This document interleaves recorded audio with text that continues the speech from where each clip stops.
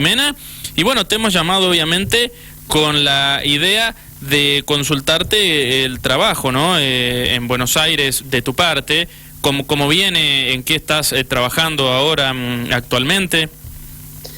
Bueno, por ahora estamos en periodo de extraordinarias, un periodo de extraordinarias que se prorrogó hasta febrero, así que en enero hemos tratado la ley de emergencia, que fue en diciembre en realidad. Solo en extraordinaria se pueden tratar los proyectos enviados por el Poder Ejecutivo, así que estas han sido las dos leyes que hemos tratado: emergencia y luego reestructuración de la deuda pública. Uh-huh.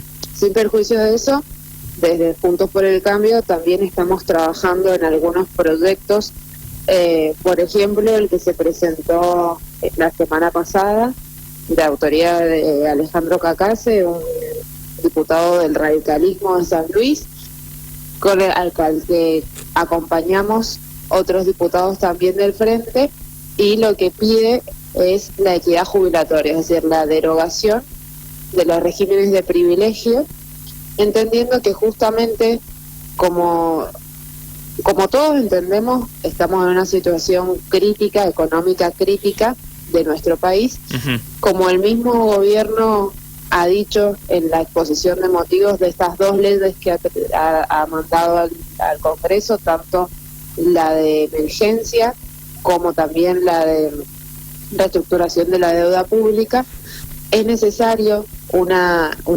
reestructuración de las jubilaciones también. Y esto es porque nuestro sistema jubilatorio está en un estado de colapso. Para que los oyentes más o menos comprendan la dimensión, los aportes de los aportantes activos alcanzarían para cubrir un 40% de los haberes jubilatorios, y tenemos algunos regímenes de privilegio que si el privilegio justamente más allá de los montos de los haberes, tener un 82 o un 85% móviles, uh-huh, como es el caso de los magistrados, los jueces de magistrados o los servicios externos, los servicios de Cancillería y consulares. Bien. Entonces la propuesta es derogar todos los regímenes de privilegio, volver todos estos regímenes al general, y que no hagan diferenciaciones entre funcionarios del Poder Ejecutivo, del Poder Legislativo, del Poder Judicial. Bien. Justamente llamando a una equidad real, no una equidad de relato. Bien. Jimena, y a ver, esta idea de derogar, los privilegios a la hora de la jubilación sería, porque a ver, vos sos diputada nacional por Mendoza, pero en caso de avanzar esta ley, ¿aplicaría en todo el país?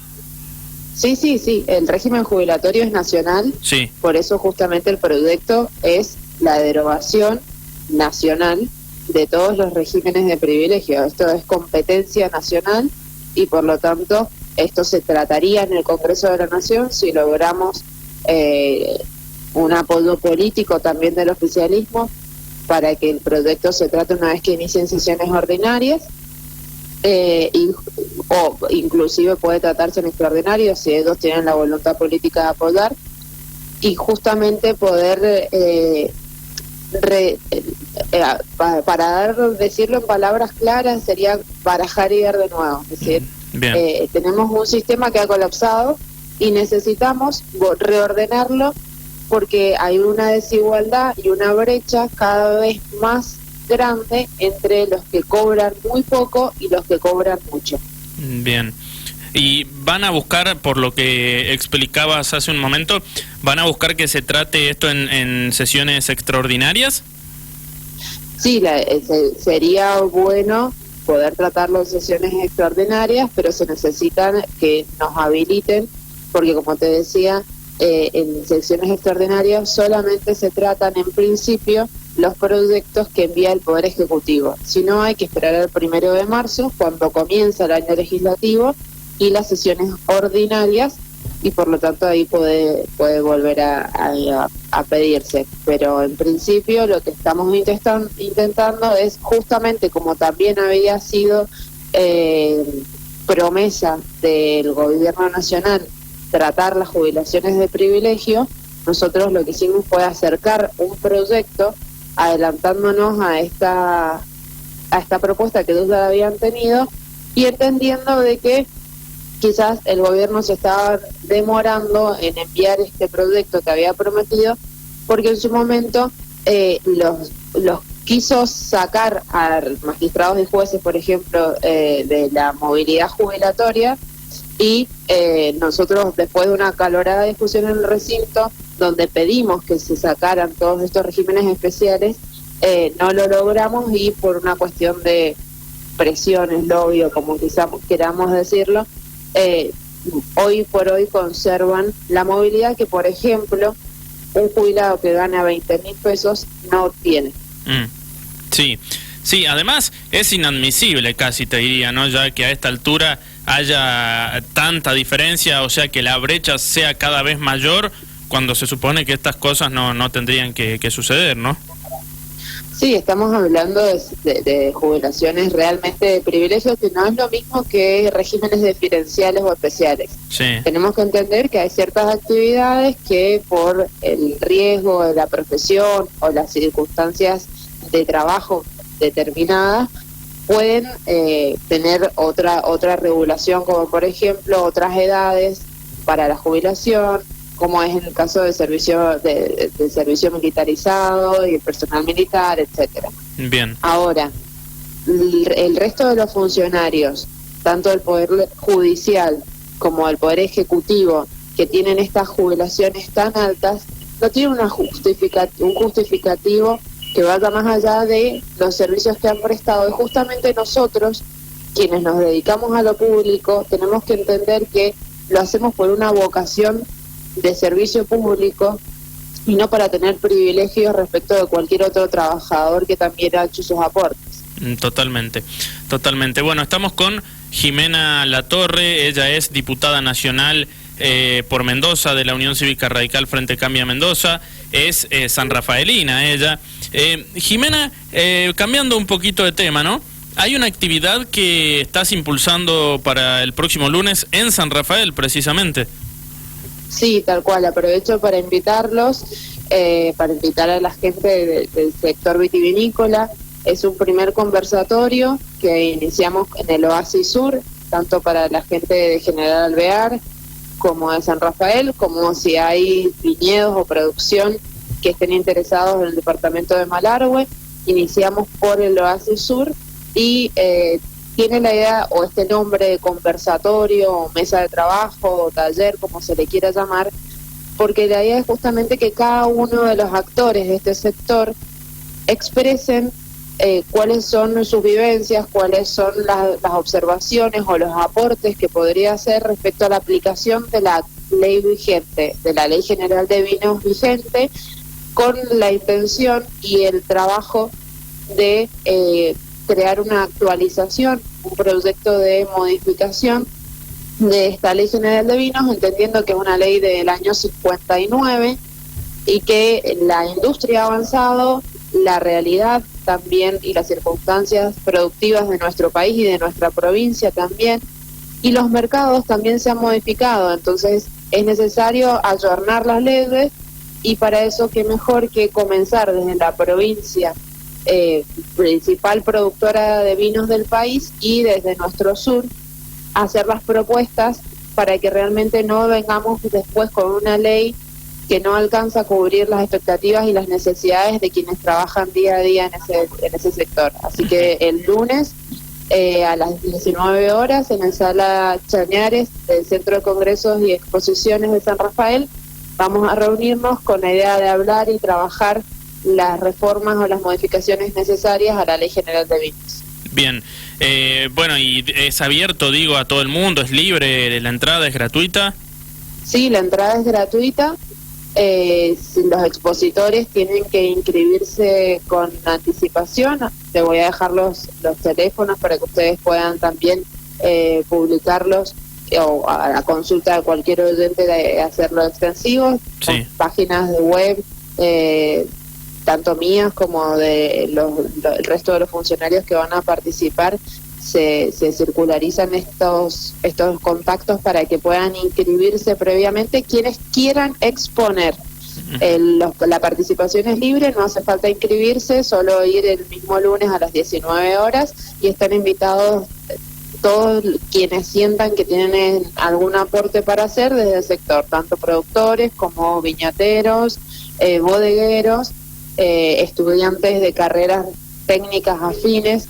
Así que bueno, los esperamos para poder construir esto realmente desde el sector que vive día a día la aplicación de esta ley, que entendemos que ha quedado desactualizado en muchas cosas y que es necesario, como toda legislación, que se adapte a las necesidades de la población.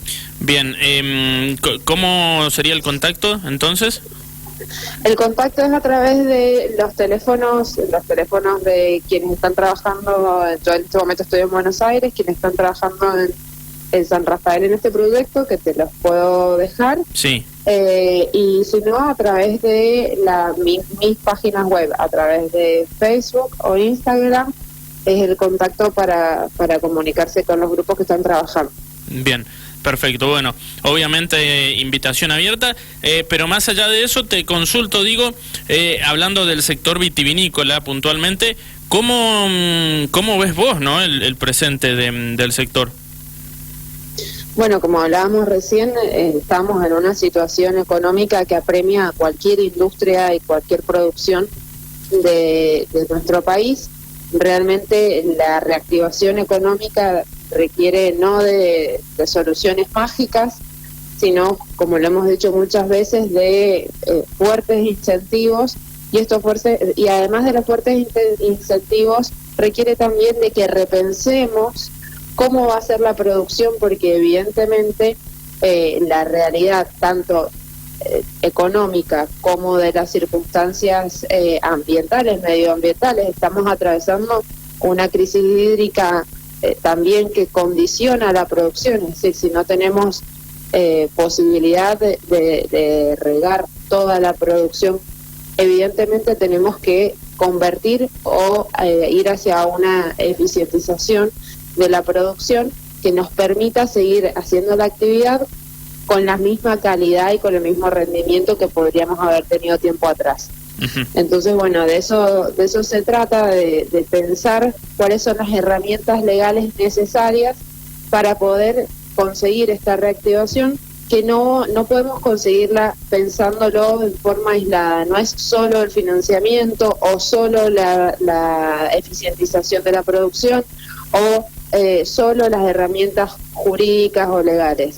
Creo que es una mirada integral la que tiene que permitir que volvamos a tener la producción que tuvimos hace un tiempo y que sobre todo en el sur de la provincia ha ido retirándose, es decir, se ha ido contrayendo, y que en otros lugares se ha ido intensificando de forma totalmente dispar. Si nosotros comparamos lo que ha ido pasando en materia vitivinícola en el sur de la provincia con el Valle de Uco, vemos un crecimiento mucho más grande en el Valle de Uco, cuando muchos años atrás, la mayor producción estaba en el sur de la provincia. Entonces creo que tenemos que repensar cuáles fueron los factores que crearon esta modificación y crear los incentivos para que el sur de la provincia recupere ese rol preponderante en la producción.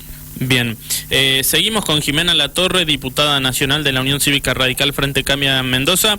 Diputada, el gobernador de Mendoza, Suárez, ha estado viajando a Buenos Aires últimamente bastante frecuente, diría, ¿no? La consulta es si usted se ha reunido en esas oportunidades que ha ido Suárez hacia Buenos Aires, o usted cuando ha venido acá, si suele tener contacto. Obviamente me imagino que sí, pero le pregunto esto para por ende repreguntarle cuáles son los próximos objetivos a trabajar por Mendoza, teniendo en cuenta, y por San Rafael, ¿no? Que usted es sanrafaelina también, teniendo en cuenta, que usted está en un lugar importante allá en Buenos Aires. Bueno, realmente, tanto diputados como senadores de Mendoza trabajamos juntos y con los mismos objetivos que el gobernador de Mendoza. Sinceramente no me he reunido en estos últimos días con Rodolfo, porque sí he estado en contacto con sus ministros, con algunos de sus ministros, Él se ha reunido con algunos otros diputados y senadores, pero al margen de esto, como te decía, los objetivos, como por ejemplo lo que se logró la semana pasada de poder votar en el Congreso de la Nación, junto con la reestructuración de la deuda nacional, una resolución que a propuesta del radicalismo se acordó justamente con los gobernadores de las 3 provincias radicales y el jefe de gobierno porteño, para la reestructuración de las deudas provinciales también. Entonces, bueno, en eso ha estado trabajando Rodolfo en conjunto con los diputados y los senadores de la provincia de Mendoza, entre los que me incluyo, y logramos esto que es importante para la provincia porque no se puede renegociar una deuda nacional disociada de las realidades de las provincias que también han tomado deuda durante todos estos años. Todos estos años me refiero a más de 4. Estamos hablando de deuda que viene en la Nación del 2005, del 2010 y era del 2017 sin lugar a dudas, y en las provincias también deudas que vienen de arrastre y de reestructuración de deudas anteriores. Entonces es necesario tener, como en todo, como te decía recién, una mirada integral y poder aplicar los mismos criterios, teniendo en cuenta que no es tan solo la deuda de la Nación, sino también la deuda de las provincias. No nos permitieron incluir esto en un capítulo de la ley de reestructuración de la deuda nacional, pero sí logramos que se forme una comisión con el Poder Ejecutivo Nacional, con representantes del Congreso, tanto del Senado como de diputados, y los gobernadores de provincia, para analizar la reestructuración de las deudas provinciales. Bien, y a propósito de reestructuración de la deuda, y está claro y se entiende todo lo que ha manifestado ahora, pero digo, puntualmente la reestructuración en general que ha encarado el presidente Alberto Fernández, ¿cómo la ve usted? Mira, en realidad la ley de reestructuración de la deuda no tiene los puntos ni los criterios de la negociación de la reestructuración. Eso es algo a lo que justamente la ley habilita al Poder Ejecutivo Nacional. Sí. Si bien la ley de administración financiera ya le da esta facultad al Poder Ejecutivo Nacional de renegociar y reestructurar la deuda contraída y vigente, el Poder Ejecutivo Nacional entendió que necesitaba una legitimación mayor con el apoyo de todo el arco político para poder justamente pararse frente a los acreedores con otra postura, una postura más firme, y pidió la autorización al Congreso. Por lo tanto, lo que se votó fue justamente la autorización para que el Poder Ejecutivo pudiese renegociar, pero los términos de la renegociación no se han dado a conocer y no se van a explicitar hasta tanto se hagan las ofertas de renegociación a los acreedores. Bien, pero digo, a ver, está clarísimo, ¿no?, lo que dice, pero en una primera impresión, la voluntad en definitiva de renegociar la deuda es hacerla a más largo plazo, si bien obviamente faltan los puntos que explicaba, pero digo, ¿a usted le parece bien que se busque eso, lo que están tratando, ¿no?, de estirar por ahí un poco el tiempo en cuanto a los pagos? En realidad, técnicamente, para que haya una renegociación o una reestructuración de la deuda, tienen que haber por lo menos 2 de los 3 requisitos que se pueden o se deben renegociar, que son justamente el plazo, la quita de intereses, o sea, una extensión de plazo, una quita de intereses o el capital, o el capital. Entonces, sobre estos 3 ejes son sobre los que se va a trabajar la reestructuración. Bien. Las ofertas pueden versar sobre esto, sobre un plazo de gracia mayor, es decir, conseguir plazo para empezar a pagar la reestructuración que se haga. Puede consistir también en conseguir una quita de intereses, o también ir sobre una quita del capital. Esto, como te digo, depende de los equipos económicos del Poder Ejecutivo, de las ofertas que hagan a los acreedores, pero sí o sí tienen que tener una mejora en las condiciones de por lo menos 2 de estos 3 puntos. Bien, perfecto. Bueno, Jimena, te agradecemos la comunicación con Dial Radio TV, ha sido clara en todos los temas que hemos estado hablando. Gracias por atendernos, como te decía, y bueno, suerte por allá en Buenos Aires. Bueno, muchas gracias a ustedes y estamos en contacto cuando deseen. Bueno, un abrazo. Hasta luego. Hasta luego. Ahí estaba Jimena Latorre.